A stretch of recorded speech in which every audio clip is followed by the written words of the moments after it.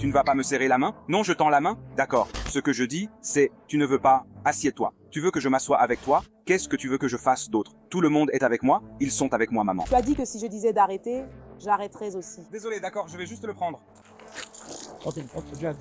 Le rappeur Travis Scott est maintenant un défendeur dans une nouvelle plainte d'avoir agressé et menacé des personnes lors d'une virée mouvementée en yacht à Miami il y a 2 ans. Et oui, nous avons obtenu les images de la caméra piéton de son arrestation qui pourrait maintenant jouer un rôle clé dans cette affaire. Bienvenue dans Sidebar, présenté par Law & Crime. Je suis Jesse Weber. Très bien, rapidement, si vous êtes dans la création de contenu, si vous publiez des choses sur les réseaux sociaux, vous vous demandez peut-être comment nous arrivons à diffuser tous ces extraits aussi rapidement sur ces histoires, moi qui évoluent ainsi vite. Donc nous utilisons quelque chose qui s'appelle Opus Clip. Opus Clip est un éditeur tout en un basé sur l'IA qui rend très facile la découpe, la création et la mise en ligne de vidéos sur n'importe quelle plateforme grâce à l'intelligence artificielle. Opus Clip génère des plans de coupe. Il recadre les séquences et il nettoie même l'audio. C'est vraiment facile, il suffit de visiter opus.pro/opus.pro sidebar. Inscrivez-vous, téléchargez et en quelques minutes, obtenez des clips montés pour TikTok, Short, Reels. Opus Clip, aidez votre solution tout en un. Opus Clip permet à nos producteurs de vous fournir rapidement des actualités virales sur les tribunaux. C'est l'outil idéal pour partager des idées et monter comme un pro. Alors rendez-vous sur opus.pro/opus.pro sidebar pour obtenir une semaine gratuite, puis 50% de réduction. Travis Scott, rappeur et auteur-compositeur de 35 ans. Il fait l'objet d'une nouvelle plainte. De quoi s'agit-il? Ça. Que se passe-t-il? J'ai loué ce bateau. Les propriétaires sont montés à bord. Ils ont défoncé la porte à minuit. Je ne comprends pas ce qui se passe. J'ai dit qu'ils ont frappé. Juste en descendant du bateau. Il n'y a pas eu de bagarre. Il n'y a pas eu de morsure du tout. J'ai beaucoup plus d'images de caméras piétons prises par des agents pour compléter cette histoire. Ce n'est pas courant d'avoir des images de caméras piétons dans une affaire. Je suis donc curieux de voir le rôle que cela pourrait jouer. Un procès vient d'être intenté en Floride devant un tribunal d'État. Et il a été déposé par Adrian Frometa, John Steve Holguin et Mernesha Asinovic. Désolé si je prononce mal des noms de famille. La prononciation n'a jamais été mon point fort. Quoi qu'il en soit, c'est contre Travis Scott, dont le vrai nom, selon la plainte, est Jog B. Webster II. Maintenant, la plainte affirme que le 19 juin 2024, il y avait un yacht de 2007 appelé le Carpe Diem et que Scott l'aurait prétendument affrété pour quitter la marina de Miami Beach. Frometa était le capitaine, comme vous le verrez bientôt sur les images de la caméra piéton. Scott était passager. Il était accompagné d'un agent de sécurité que vous allez également voir dans certaines des images, ainsi que de 3 invités qui, apparemment, étaient toutes montées à bord. Une allégation affirme que Scott et ses invités auraient apporté de l'alcool. Donc le yacht se dirige vers la plage de Hobby Island. Il jette l'ancre, et selon la plainte, Scott affirme qu'il veut utiliser un jet ski. Mais Frometa apparemment dit non. Il est préoccupé par le fait que Scott aurait bu, qu'il était en état d'ivresse, il n'était pas en état de conduire un jet ski. Ensuite, il est allégué que Scott ordonne à Frometa de conduire le yacht à l'hôtel Epic à Miami Beach. Scott aurait sauté du yacht sur le quai, laissant tout le monde à bord, est monté dans une voiture et ne serait pas revenu pendant environ 30 minutes. Ensuite, la plainte allègue que lorsqu'il revient, il était, je cite, de plus en plus agressif envers Frometa. Frometa affirme qu'il a terminé la location, a terminé le voyage, a ramené le yacht à la Miami Beach Marina, mais Scott aurait apparemment refusé de quitter le yacht. Selon la plainte, Frometa a alors interpellé Scott, lui disant qu'il devait partir parce que la location était terminée. Je vais maintenant vous lire la plainte, mot pour mot. Mes premières mots pensées. Existe-t-il des images de vidéosurveillance? Y a-t-il des messages textes documentant quoi que ce soit qui pourrait figurer sur la chronologie? Quelque chose comme ça? D'accord, citation. Sans aucun avertissement, Scott a poussé Frometa par derrière, puis l'a frappé avec le poing fermé au niveau du cou et du haut de la poitrine. Frometa s'est réfugié derrière le comptoir du navire pour éviter d'autres blessures. Souvenez-vous-en, ce sera essentiel pour l'un des fondements juridiques invoqués dans cette affaire. Scott a alors commencé à crier sur Frometa. Scott a menacé à plusieurs reprises Frometa, notamment en déclarant que Frometa était, je cite, mort et que Scott allait, je cite, le tuer. Scott a exigé que Frometa sorte de derrière le bar et vienne lui parler en privé. Mais Frometa a refusé parce qu'il craignait pour sa sécurité. Le garde de sécurité qui accompagnait Scott a tenté d'intervenir, mais Scott l'a renvoyé et lui a ordonné de quitter le navire. Il y a quelques points auxquels je pense maintenant, des témoins potentiels, si jamais cela va vraiment jusqu'au procès, n'est-ce pas? Est-ce que le garde de sécurité témoignera au nom des plaignants dans cette affaire sur ce qu'il a vu, sur ce qu'il a entendu, sur ce qu'il a vécu? Qu'en est-il de ces autres femmes? Ont-elles vu quelque chose sur ce navire? D'accord. Donc à partir de là, la plainte soutenait que Frometa avait eu peur, puis il a contacté Azenovich et Holguin. Encore une fois, ce sont les autres plaignants dans cette affaire. Selon cette plainte, ce sont les personnes qui géraient les opérations de location du yacht. Apparemment, ils sont arrivés sur les lieux en 10 minutes. C'est encore une fois selon la plainte. Ils affirment également avoir vu Scott agir de manière agressive. Et d'ailleurs, lors d'un procès, on imagine qu'ils vont tous témoigner à la barre. Scott aurait refusé de quitter le navire, refusé de quitter le yacht. Mais lorsqu'ils ont essayé de débarquer, c'est-à-dire lorsque les plaignants ont essayé de monter sur le quai, Scott les aurait suivis sur le quai où il aurait crié et agi de manière agressive. Encore une fois, tout cela selon la plainte. Maintenant, il y a une chose que je dois souligner. C'est très très précis, n'est-ce pas? Des détails très spécifiques sur ces altercations présumées et la chronologie. Je me demande toujours, chaque fois que je lis ça dans une plainte ou un acte d'accusation. Mais chaque fois que vous lisez cela dans une plainte civile, je me demande si cette précision des détails rend une affirmation ou un récit plus crédible.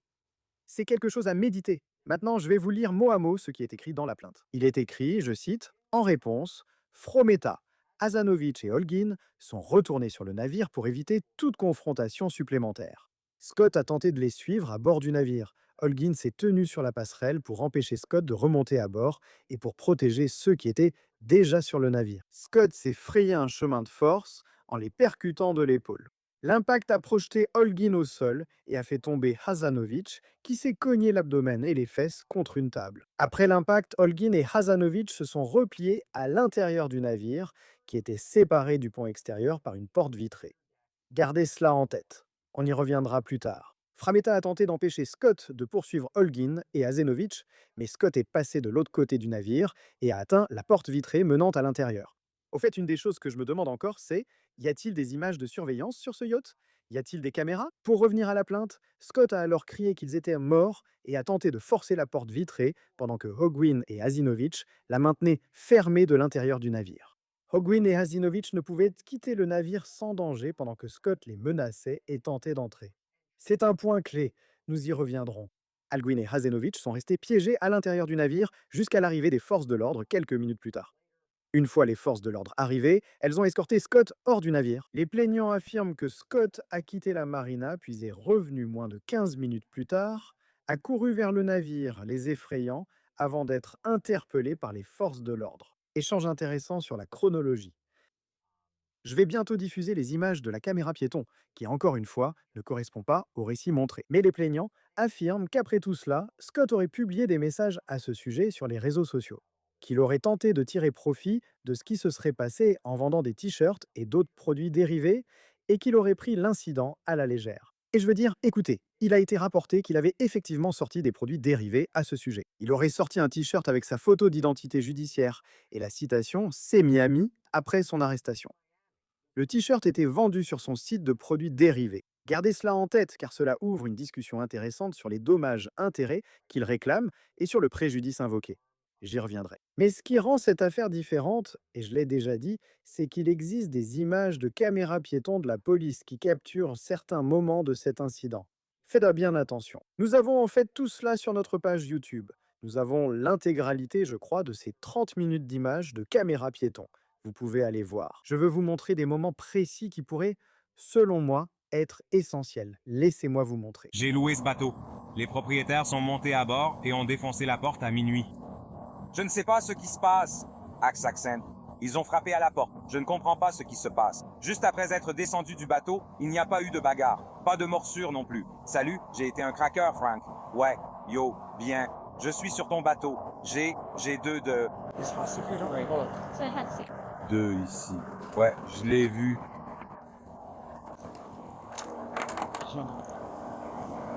Peux-tu réessayer?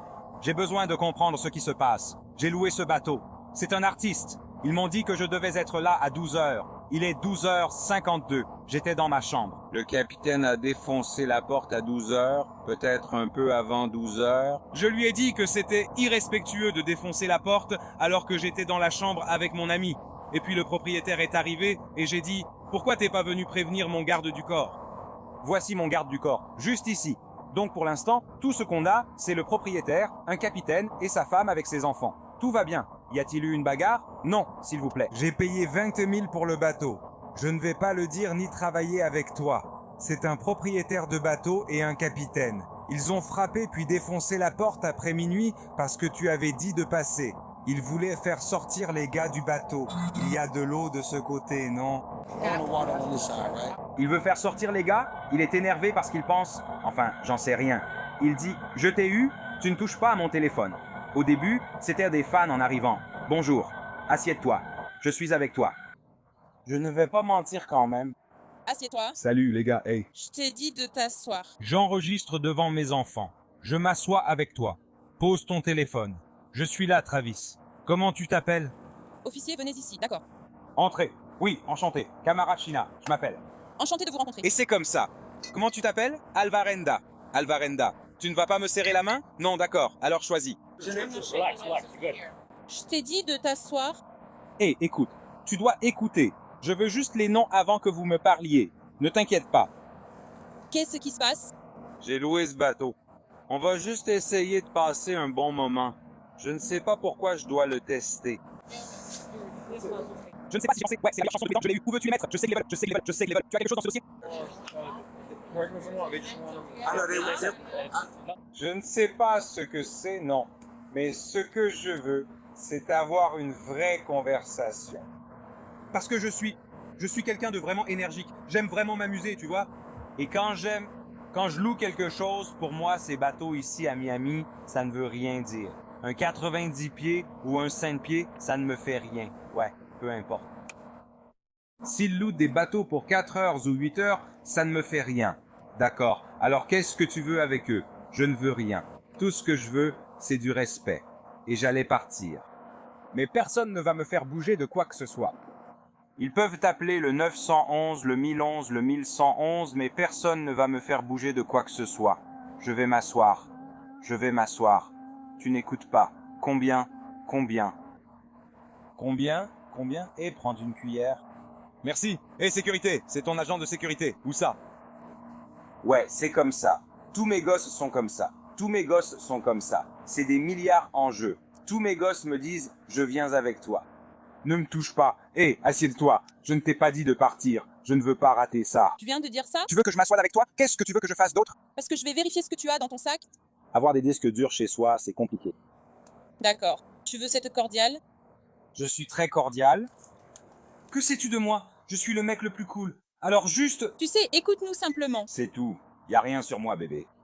Je te dis de t'asseoir. Et tu continues quand même. Tu m'as demandé de m'asseoir. Assieds-toi toi-même. Assieds-toi. Mais assure-toi de vérifier ce sac à dos. Vérifie ce sac à dos puisque tu as demandé à le vérifier. Comment tu t'appelles? Hey. Viens ici. Assure-toi de vérifier ce sac à dos. Vérifie ce sac à dos. Maintenant, c'est sa version des faits, n'est-ce pas? Nous n'avons pas de vidéo de toute l'altercation présumée qui a été décrite précédemment dans la plainte. Voilà pourquoi j'ai demandé s'il y avait des caméras à bord. Et les plaignants pourraient soutenir que cette vidéo le montre, soi-disant, en train d'être un peu agressif, agité, ivre, surtout avec la police, n'est-ce pas? Ils peuvent avancer cet argument. S'il agit ainsi avec les forces de l'ordre, imaginez comment il se comportait avec nous, les civils. Je me demande s'ils utiliseront cet argument. Mais l'argument contraire, ce que je me demande, c'est si l'équipe de défense de M. Scott pourrait dire c'est « Regardez, qu'y a-t-il de mal dans ce qu'il fait ?» Ils ne montrent pas la violence présumée qu'ils évoquent. Son avocat dirait qu'il coopère. Il tente de serrer la main et de raconter son histoire. Maintenant, voici la personne qui semble être de chez Meta, le capitaine, donnant sa version de ce qui s'est passé. Après notre arrivée ici, Les discussions ont duré jusqu'à minuit. et je suis allé aux toilettes, il faisait sombre. Je lui ai demandé de le faire. Il était déjà sur le bateau. Ouais, c'est... Pardon, qu'est-ce qu'il y a sur le téléphone? Donc tout ce que j'ai... Tu as été impliqué ou juste témoin de l'altercation? Non, j'étais sûr. Ici, ça m'a affamé. C'est ce que... Pardon. Tu l'étais, alors j'ai frappé à la porte et il a dit genre, la porte était un peu ouverte. On a dit genre, fais-le et fixe minuit, d'accord? Donc c'était genre 20 minutes plus tard, je frappais à la porte. Donc pour partir, yo, Génial. Que se passe-t-il après avoir mis le bateau à l'eau? Ils paient, tu les emmènes, puis tu reviens et ils s'en vont. ouais, on est revenu et donc c'est comme un... Mais ensuite il dit genre, je ne veux pas y aller. Quand je suis revenu, messieurs les officiers, il est sorti des toilettes et a commencé à me pousser. Pourquoi tu me manques de respect? Je lui ai demandé de quoi il parlait. Tu as ouvert la porte alors que je voulais être avec les filles. Bon, peu importe. Ton tour se termine à midi. Je l'ai donné au chien, d'accord? Et puis ça ressort comme quand il partait. J'appelle les responsables, les propriétaires du bateau. Je leur dis, hey, il se passe quelque chose ici. J'ai des ennuis ici. Ce type, il a un agent de sécurité avec une arme ou quelque chose comme ça. Sécurité. Donc, ce gars a une arme ou peu importe. Alors, j'ai appelé l'agent de sécurité quand ces types ont commencé à me pousser. Et il dit, d'accord, laisse-moi appeler l'agent de sécurité. Je ne veux ni le toucher ni le frapper, tu sais. Ce n'est pas moi. Je ne vais pas le faire. Et puis, il a commencé à se disputer avec moi ou comme il a dit, non, je viens juste ici. Je veux te parler en tête à tête. Ouais. Je pense qu'il y a plus de monde là-dedans. Ceci fait partie de son témoignage, non? Il devra aussi rester cohérent avec ses autres versions dans cette affaire, n'est-ce pas? Ce qu'il a dit aux forces de l'ordre, ce qui est affirmé dans cette plainte, ce qu'il dirait, vous savez, lors d'une déposition, comment il témoignerait au procès. Il doit y avoir de la cohérence pour des raisons de crédibilité. Mais en réalité, ce que vous avez ici, c'est parole contre parole. Chacun donne sa version. J'aimerais aussi vous montrer d'autres extraits de la caméra piéton. C'est ici que la police semble escorter Scott loin du yacht. Mais il semble y avoir un conflit ou un problème concernant le fait qu'il récupère ce sac vert qui semble être un Louis Vuitton. Il est à bord. Comet Kamecha? Un grand salut à Kamecha. Un grand salut à la putain de bande. Mipa! Putain, on a besoin de ce mec. Comment tu t'appelles? Ouais. Tant que tu marches, tout va bien. Comment tu t'appelles? Ouais. Tant que tu marches, tout va bien. Oui. Comment tu t'appelles? Je te l'ai déjà dit. Toi, écoute et assieds-toi ici. Alvarengo. Quoi? Alvarengo quoi? Je pars à droite. Je sais ce que je dois faire. Toi? Je suis sobre comme jamais. Continuez à marcher, les gars. Ne vous arrêtez pas. Si je m'arrête ou tombe, vous m'enfermez. Si j'arrête de marcher ou tombe dans l'eau, enfermez-moi. Si je tombe, vous m'enfermez. Si je tombe, j'attends que tu me dises quoi.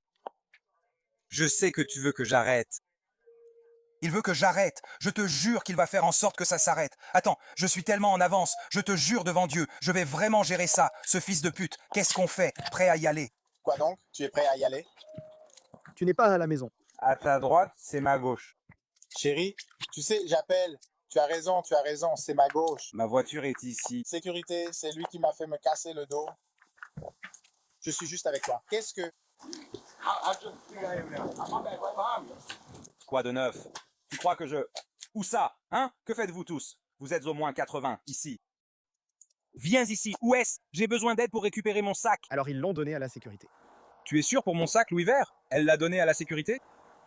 Le sac Louis Vert est toujours sur le bateau. Je n'ai pas de raison. Vous avez des caméras sur vous? Vous êtes juste en train de nous faire perdre notre temps. Je dois y retourner. Mon sac est sur le bateau. Vous m'avez juste fait peur. Hier, vous m'avez fait peur. Vous m'avez dit de partir tout de suite ou alors vous alliez me menotter. Écoutez-moi. Vous m'avez dit que si je partais maintenant, vous alliez me menotter. Je vous l'ai dit. Écoutez, voici une photo. Je vous ai dit. Vous Il vous reste quelque chose sur le bateau? Venez le récupérer avec nous. Vous avez tous vos transferts avec nous. Il y a 50 flics autour de moi, mon pote. Vous êtes 10. Maintenant, tu reviens. Je t'ai dit de partir. Et maintenant, tu es revenu. Parce que tu m'as dit de partir.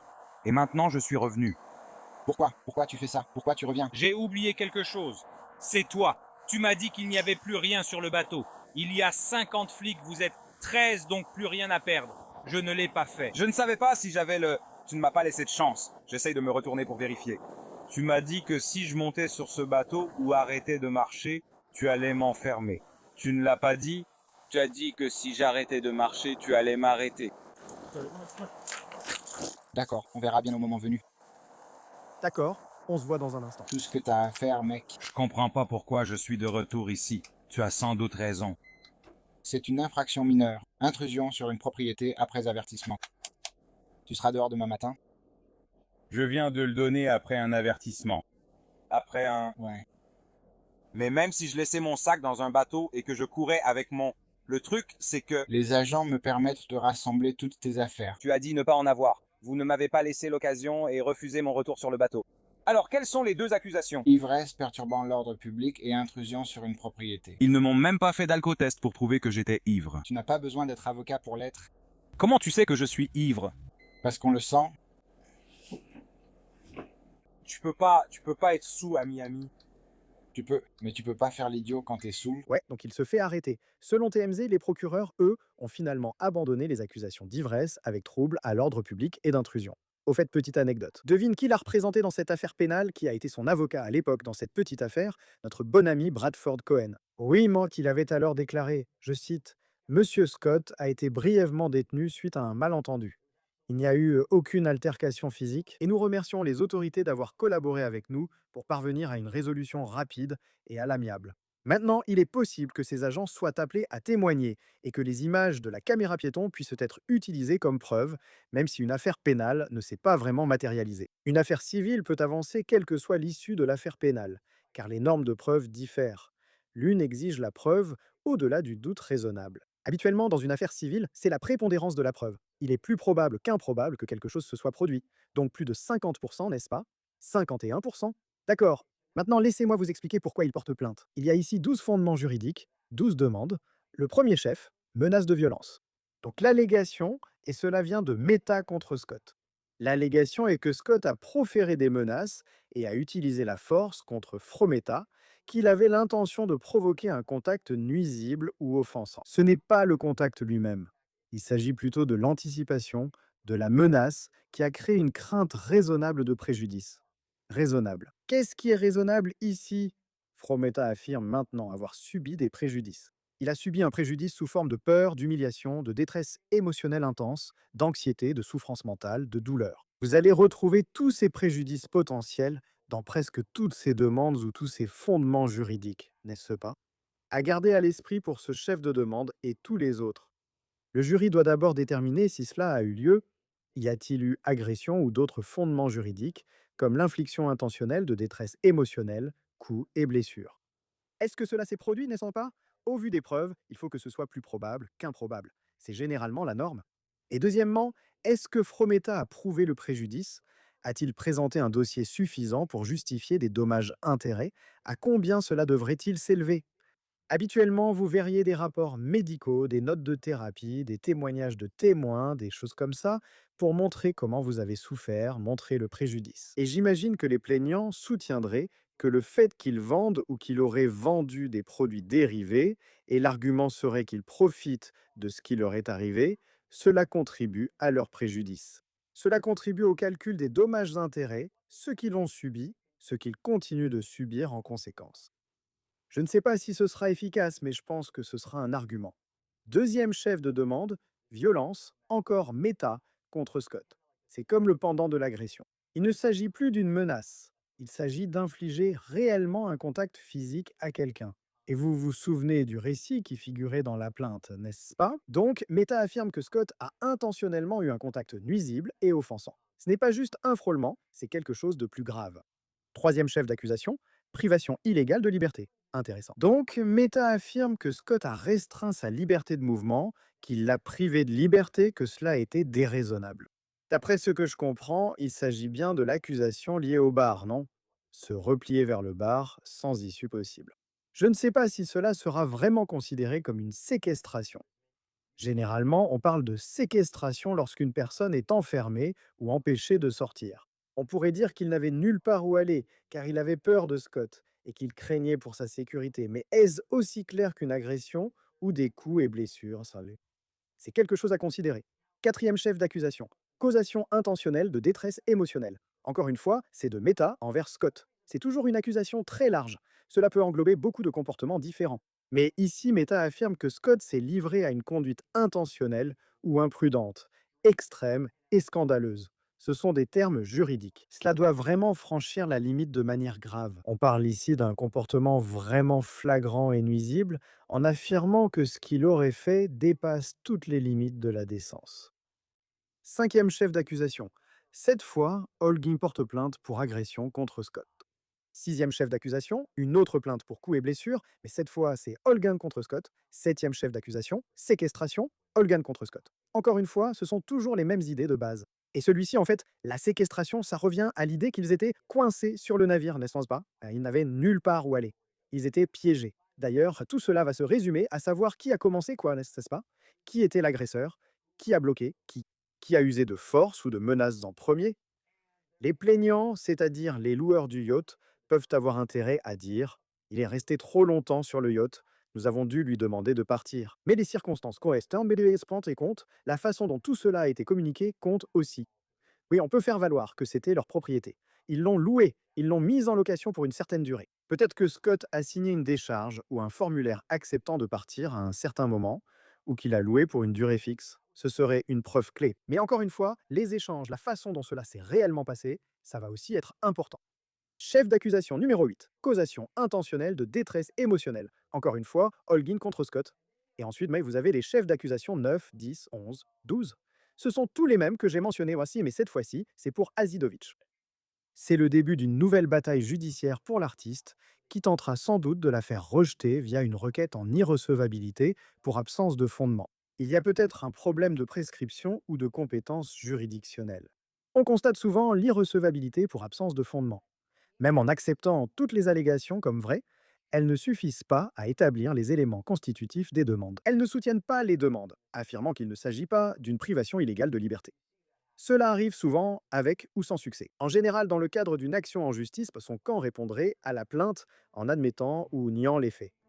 Je veux surveiller cela de près et voir l'évolution de cette affaire intéressante. Néanmoins, nouveau chapitre pour Travis Scott. C'est tout ce que nous avons pour vous pour le moment ici sur Sidebar, tout le monde. Merci beaucoup de nous avoir rejoints. Et comme toujours, veuillez vous abonner sur YouTube, Apple Podcast, Spotify ou que vous écoutiez vos podcasts. Vous pouvez également nous retrouver sur Peacock de NBC. Suivez-moi sur X, Instagram et mon émission Jessie Weber Live sur News Nation du lundi au vendredi à 23h, heure de l'Est. À bientôt à tous.